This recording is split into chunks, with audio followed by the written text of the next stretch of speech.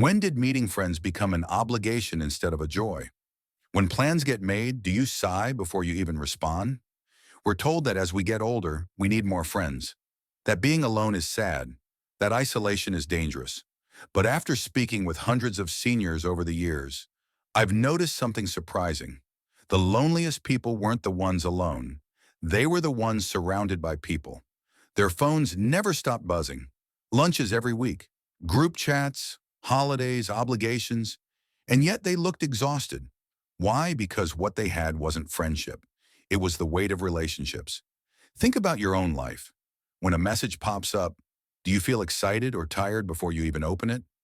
When someone suggests getting together, is your first thought, that sounds nice, or how do I get out of this? If that sounds familiar, stay with me. That feeling isn't a flaw, it's wisdom. Let me tell you about Margaret. She's 71, retired, living quietly outside Chicago. For 35 years, she belonged to a close-knit group of women. Brunches, book clubs, shopping trips, like clockwork. She thought they'd be friends forever. But after retirement, something changed. The conversations turned into quiet competitions. Whose child succeeded more? Whose vacation was bigger? Whose life looked better on paper? Margaret listened, smiled, nodded.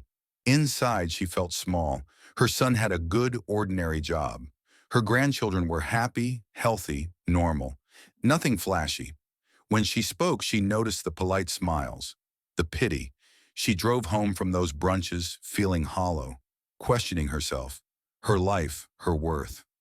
One night her husband asked, "Why do you keep going if it makes you miserable?" She didn't have an answer. Habit maybe, obligation, fear of being the one who left.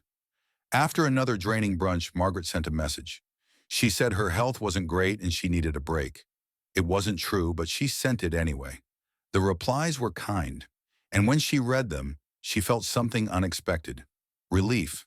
That was 3 years ago. Today, Margaret walks every morning alone.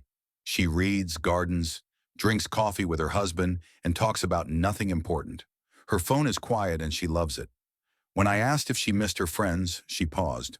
"I miss who we used to be," she said, "but not who we became." Most friendships are seasonal. School friends, work friends, neighborhood friends. They're built on shared circumstances. When the classroom empties, the office closes, the kids grow up, the foundation disappears. That's not failure. That's life. Research shows most people can only maintain about 5 truly meaningful relationships. 5, not 50, not hundreds. So why do we exhaust ourselves trying to hold on to connections that no longer fit? Here's the truth. Loneliness and solitude are not the same. Loneliness is feeling empty while wanting connection. Solitude is being alone and feeling at peace. Two people can be equally alone. One suffers, one thrives. The difference is their relationship with themselves. If you enjoy your own company, solitude feels like freedom. If you don't, it feels unbearable. The goal isn't more friends. The goal is becoming someone you like being with. So how do you do that? Start with a simple morning ritual, the same wake-up time, a cup of tea by the window, a short walk. Small routines give shape to empty days and calm to the mind. Make something with your hands, cook, garden, knit, paint. Creation quiets the noise inside. It reminds you that you still bring something into the world. Spend time in nature. Sit on a bench. Watch trees move in the wind. Nature doesn't compare, judge, or ask questions. You're allowed to just exist. Write things down, not for anyone else, just to notice your days, your feelings, your memories. Writing helps you hear yourself again. And finally, find one small way to contribute. Help a neighbor. Read to a child. Sit with an animal that needs company. Purpose doesn't require a crowd, just meaning. This isn't about cutting everyone off. It's about letting go of relationships that drain you and keeping the ones that feel like rest. 1 or 2 is enough. And if you have none right now, that's okay too.